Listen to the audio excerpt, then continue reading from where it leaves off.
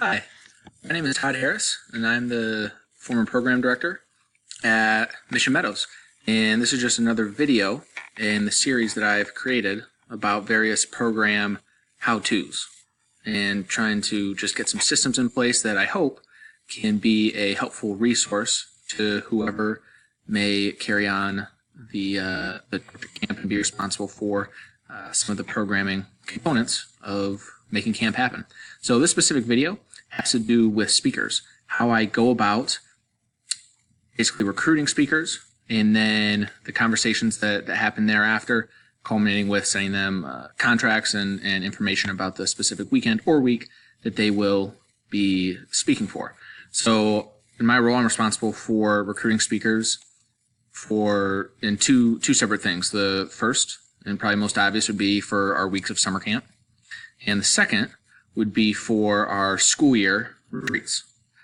For summer camp, we have speakers come for what we call Trailblazer, which is our elementary age camps, grades 3 through 6.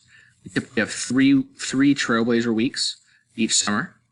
We also have a junior high camp, a senior high camp, a all ages camp, which is what formerly was called family camp. And then bookending our summer, we have a Memorial Day weekend all ages camp and a Labor Day weekend all ages camp. Then during the school year, we have a Trailblazer weekend retreat. We have a junior high weekend retreat.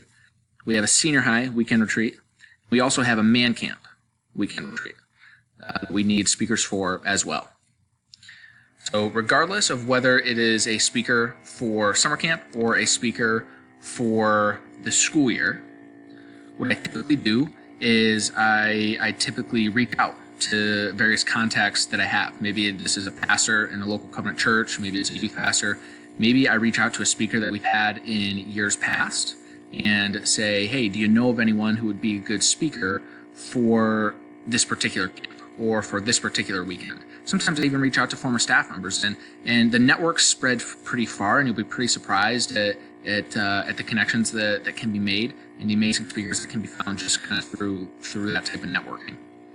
Once I've identified some potential speaker suggestions, I'll go ahead and call them or email them, explain to them who I am, explain to them what I'm inviting them to come out to camp for, whether that's a week-long speaking, whether that's a weekend speaking. I'll give them the dates, and then the conversation will go from there.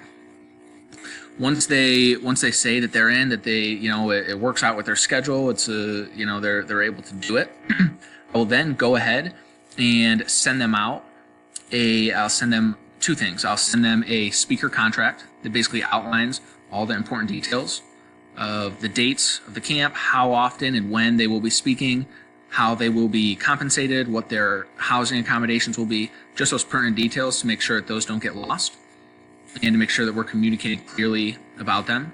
I'll also send them a speaker's expectations and guideline document that hopefully will be a good reference to them for their plan. And then from there we simply are in touch periodically leading up to the week or weekend that they have so to speak. Now, I typically like to reach out well in advance to kind of nail speakers down. I have found during my time here that it's hard to be too far in advance. So I would always err on the side of being early with this type of thing and with nailing down speakers than being late with it. So for example, in recruiting speakers for the following summer, I typically like to do that in the fall. So September, October, I'll start putting feelers out there and reaching out to potential speakers and seeing what their calendar might look like for the upcoming summer and if they'd be interested in doing it. And then from there, the conversation grows. We'll send out a contract and we'll be in touch with them periodically leading up to the summer. Maybe every month, whatever, even every couple months from there. For our school year retreats, typically, at the end of the prior school year, I'll start reaching out about the next one. So May, June, even April maybe, I'll start reaching out for, hey, this upcoming fall we have this retreat. Hey, this upcoming next winter we have this retreat, and try and get those out as early as possible. So that's kind of when how I structure that as far as when to start making those contacts and when to start scheduling those speakers. So again, for the summer, I do that in early fall. For the school year retreats, I like to have that done by the end of the school year. So even in mid spring, early spring, I'm getting those trying to get those things set. What I want to share with you now, and what's on the screen here, is how I go into and structure the Google Drive, and where you can find the speaker contracts, speaker guidelines, and things of that nature. Okay, so there's a folder here. It has a little heart, because my wife put that in there, and it's called Mission Meadows Other Stuff. Okay, so I click on that. Here you'll see we have various folders.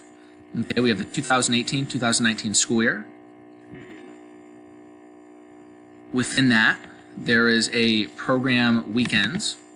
Right, so this current year that we're in, you can see that I have a folder for junior high retreat, I have a folder for man camp, I have a folder for snow overnight trailblazer, and I have a folder for senior high camp. In each of those folders, I'll have schedules for the retreat that have the various logistics, but I'll also have the speaker contract and the speaker expectations. Let's back up. I'm going to go back to the main the main page of the folder. 2019 summer plans. It's what's most pertinent now. I'll click on that. You see there's a folder for summer speakers. I'll go in, click on that, and then here we have a list, a document of the speakers that are plugged in so far. Okay, for each week of camp, you can see that that's bookended, beginning with Memorial Day weekend, culminating with Labor Day weekend, and then everything there in between. And then I'll keep a status of, hey, to Chad and Blake, I've sent the contract out already. To Carrie, I've sent the contract out already. For this guy, I'm waiting for a reply. For that person, I'm waiting for a reply, etc. And I just keep things up to date there, so I know where I'm at with everything. Also in here, we have the 2019 summer speaker expectations and guidelines. So I'll send, once a speaker commits to speaking to us, I'll send this out to them.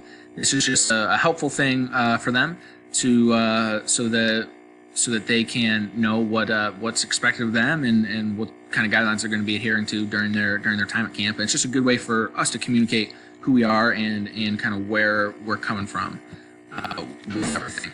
That's from a faith perspective, but that's also from a logistical perspective. You'll notice here on the screen it's for halftime campers, for Trailblazer campers, junior high, senior high, and adults. It gives even maybe guidelines of, hey, this is how long the talks might be. It also lets them know what available equipment that we have. So for their planning, if maybe they're planning to do a PowerPoint or a slideshow, if they prefer a lapel mic versus a handheld mic, it lets them know kind of what we have and what they're going to be working with, so they can be more prepared for their time here. All right, so we'll send that out to them, and then I'll also send out the speaker contract to them. Okay, so we will give you we'll give you some options here. This is just a speaker contract. It's an example of one that we might send out. Okay, it says summer speaker contract at the top, and it just outlines pertinent information. This contract stays the same except for the name of the person we're sending it to, the dates that they'll be coming for, and the camp that they'll be coming for. Okay, and then again down here the dates that they will be coming for. It lets them know how we plan on compensating them. It lets them know in this first paragraph here when they're coming to camp, what camp they're coming for, just so that doesn't get mixed up in any way. And it lets them know, hey, how many talks am I giving? What days am I giving the talks? And information like that. When we get a new speaker, I simply go to File, make a copy. Okay, I rename it for whoever that speaker is, whether that's a summer speaker, whether that's a retreat speaker, and then I would click OK. And when I do that, okay, I'll go back to make a copy here. When I do that, you can actually click what folder you want the new copy to go in. So if it's a retreat speaker, I could put it in the in the program weekends retreat folder that I showed you before. If it's a summer speaker, I'd leave it right here in the summer folder, and that way it can stay organized. But then I'll just make a copy, and then I'll go in, I'll change the name, I'll change the dates, I'll change the camp, make all the information accurate. And then what I do before I send these documents out, whether that's a speaker's guidelines or whether that's a summer contract, I go to Download As, and then I click PDF Document. Okay, so I always download it as a PDF document Once the PDF document downloads, you can save that right to your desktop or right to your downloads folder, and then that just makes an easier way to send the documents to them via email. If you send the documents as a Google document before you change it to a PDF, what'll happen is they'll have the ability to edit it. Sometimes they can't view it if it's not shared under the right settings, and it can get kind of confusing. So just make it a PDF document. That way it's not editable. They can simply then print it out, sign it, and send it back. It just makes everything a lot smoother.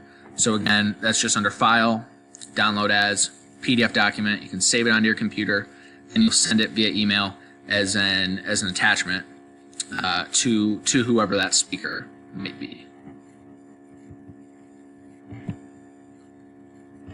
So I hope this was helpful. Again, I try and think big picture, try and think far enough in advance, and make contacts with the speaker. I share with them what the theme might be. I share with them what it's kind of like speaking at Mission Meadows, and answer any other questions that they might have. Should the dates work out, and based on hearing that information, they agree to it, I'll go ahead then and send them the speaker expectations and guidelines document, and then I will make up a contract that's edited to include the specific dates and camp that they will be coming for. And then I go ahead and send that out to them. Lastly, the piece of compensation. How do we compensate our speakers? What I've typically done here is if our speakers are not local, then we will give them an honorarium to cover their travel costs at a rate of 54.5 cents per mile. So I typically just Google the address of the church that they work at, and then I say, you can plug into Google, you can say, such and such church to Camp Mission Meadows, and it'll give you the thing. Google will pop up and it'll give you a route, and it'll tell you how many miles it is one way. I'll multiply that by 2 so that we have the total mileage round trip, and then I'll calculate that so that they get paid at a rate of 54 cents per mile.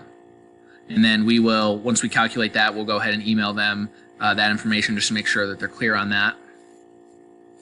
And then they will, when they come, they will get a check for that amount. In our office, we have check request forms. You simply fill it out. For who it's going to. Fill it out for the amount of money that it's going to be, and then Judy, who does the bookkeeping, will process that check. I typically like to do that. Try and keep 2 weeks ahead on that, just so there's plenty of time so that check can get processed by the time the speaker comes, so that it's when they're here, we have the check already and we can give it to them before they leave. If the speaker happens to be local, we typically pay them $225 for a weekend retreat and $400 for a week of speaking at summer camp. And again, that's if the speaker happens to be local here in town. The last piece of compensation is if the speaker has children that are camp aged, we typically trade them speaking for their child coming to camp. So whether that be for a retreat weekend, whether that be for a full week camp, we typically make that trade, and then they would be compensated. So again, they're either going to be compensated based on mileage that they travel at a rate of 54.5 cents per mile. If they're local, then they'll be paid at the rate of $225 per weekend or $400 per week. And then finally, if they have camper-aged children and they would like to do so, they can trade their child a week or a weekend at camp for them speaking at that weekend or that week. And that's kind of an overview of speakers, how I go about recruiting summer speakers, when I do it, the information that we need to send out to them to make sure that we're communicating well as far as the expectations, guidelines, and contract, and how we compensate our speakers. I hope this helps. I hope this is a valuable resource, and we'll talk to you later. Thanks.